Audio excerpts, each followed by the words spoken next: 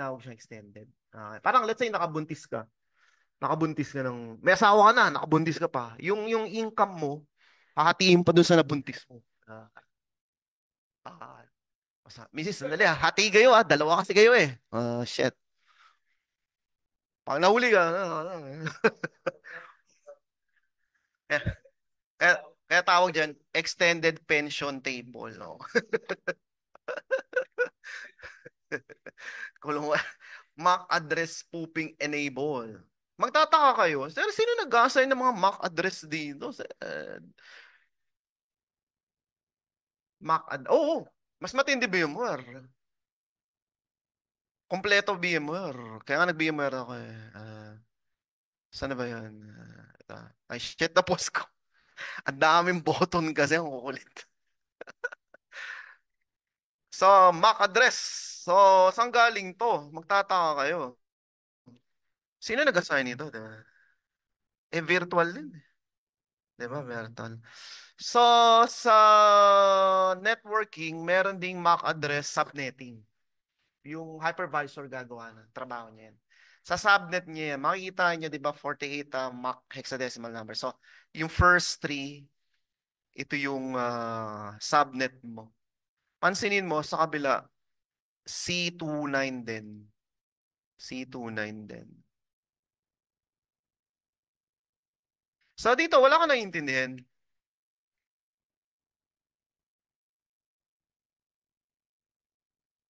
Shit, stress na. Dalihan natin. Dalihan. Dito pa lang, mabagal na yun. Ideally, mga anyway, naka-SSD naman tayo. Pag to hard drive, patay na. Gagapang ko talaga.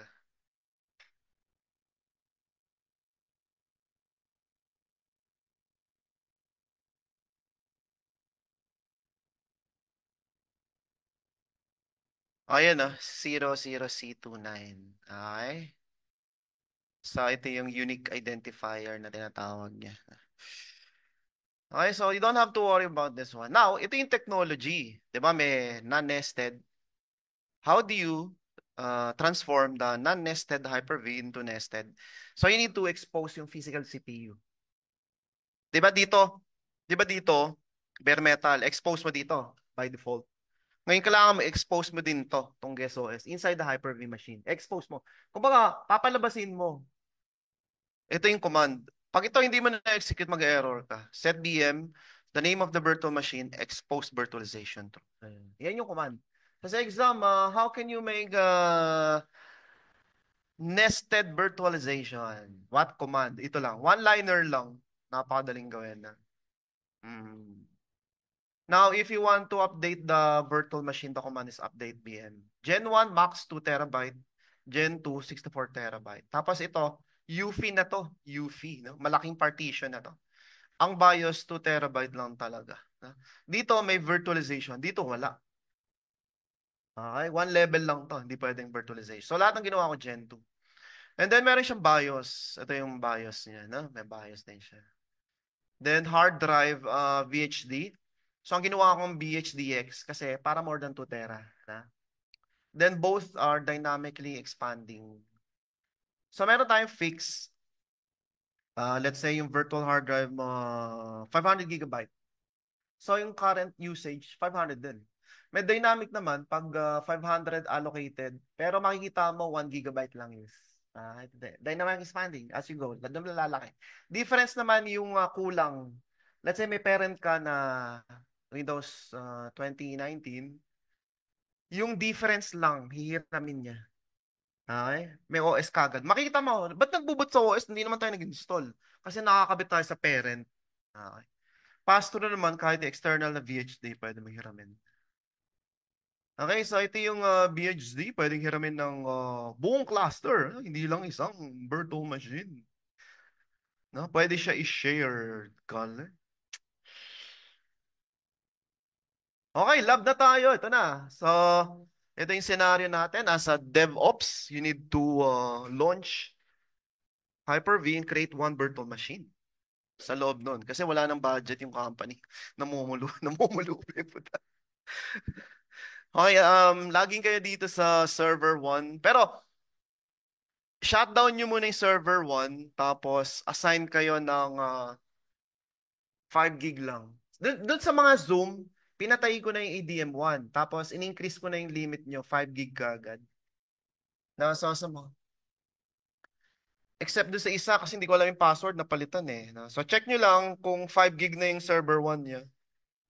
Kung hindi, shutdown nyo yan. Then, while off, from 3 gig, itaas nyo tong memory. Ganun nyo lang. 5 gig 500, 5044 no? Then power on. Server 1.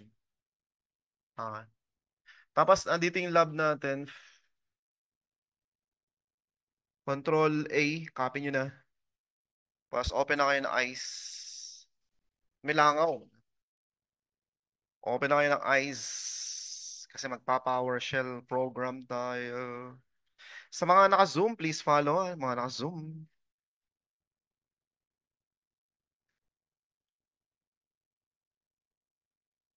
Yan. So, ito na yung program. Control A, Control C. Save nyo muna. Save as. Desktop. Lab 06. Okay, okay. So, task number 1. Lakihan nga natin, di ba ba? Kita na ba mga sir? Okay, kita na.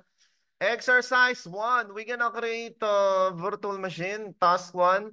Shutdown muna ang ADM1. Mauubos kasi memory ninyo. Increase to 5044. Yan. Then power on. Yan. Yan ang task 1. Task 2. Since wala siyang Hyper-V, install muna natin. So, ganun, no? Pwede mo i-line, then run. Ito yun, no? Run selection. Install lang yan Hyper-V, pati mga remote server admin. Then magre-reboot yan automatic. Kaya kailangan i-save nyo, ha? Save nyo muna. So, mag-i-install muna siya ng Hyper-V.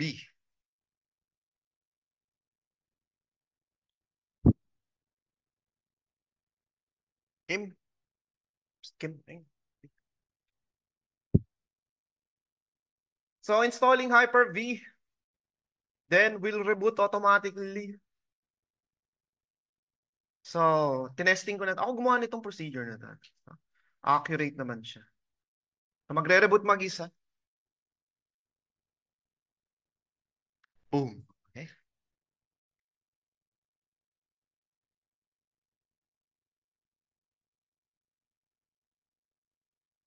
5 ta, 5.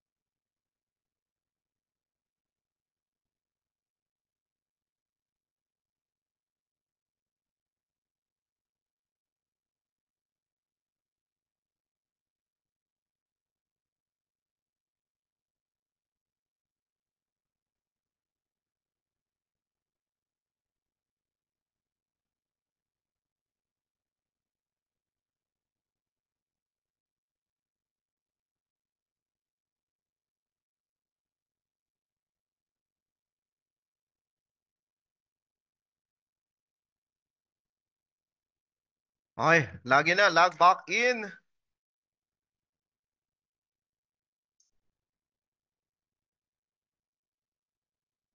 Server 1 lang server 1. Mga naka-Zoom, okay ba? Okay, naka-follow naman tayo. Naka-share ba? Recording, daming kailangan pindutin na. Recording, record. Okay, okay. Okay, done. Tapos, launch nyo na. The command, sulat nyo muna sa notepad nyo. virtmgmt.msc. Yan. Tapos, open file, um, send to desktop. Kasi hindi siya gumawa ng ano, 'di ba? Shortcut. Through gusto niya through PowerShell command eh. Hirap naman ng ganun. So, ayan o. Double click nyo lang. virtmgmt.msc.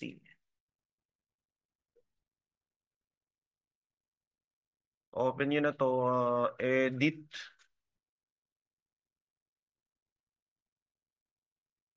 Okay, so susundan nyo lang. Teka, sino ba itong chat? May audio po ba or wala? Meron. Meron pong audio. Sir Rob, okay na ho ba audio natin? Okay na po. Okay, okay. So, ito yung Hyper-V name, Hyper-V name. All the virtual machine will appear here. Ito yung mga snapshot. Ito yung pag nagbo-boot console. Tapos ito na may action networking na. Okay, meron na tayo Hyper-V.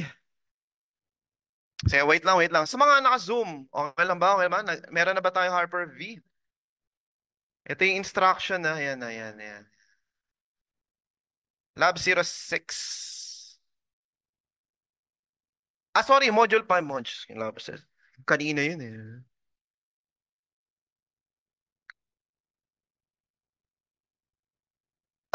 Ito. VIRT, MGMT, .msc yan. Pag nilaunch mo yan, ito lang yan, Hyper-V Manager.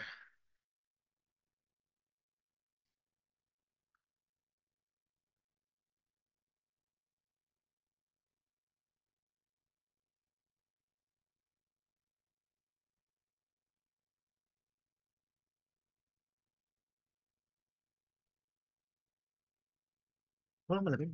May coffee lang yung coffee. Okay lang.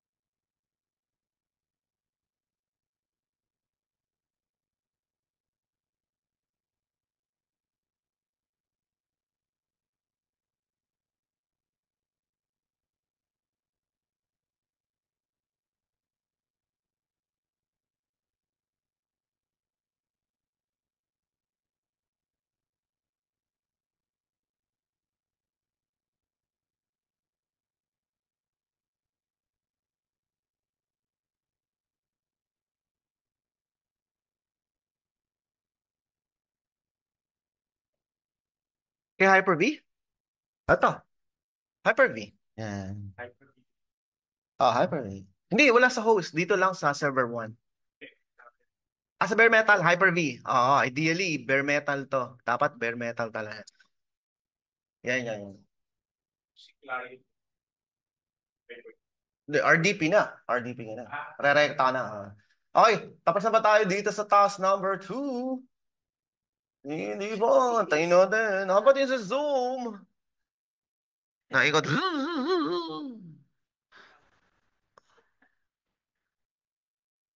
Zoom. Naka-follow naman. Gusto ko naka-follow. Madali lang naman. Yes, sir. Yes, sir. Okay naman. Wala pang question, Sir or Robert, Albert, Wala po. Kevin. Wala pa naman. Wala pa. Ay, ba't na yun si Christopher Lloyd? Ito ko to, sir, di ba? May Christopher Lloyd Castillo. Sir, may BM ba kayo? May BM? Alam ko, 6'9" BM namin. Baka sit-in ba? Dito na kami sa task 2.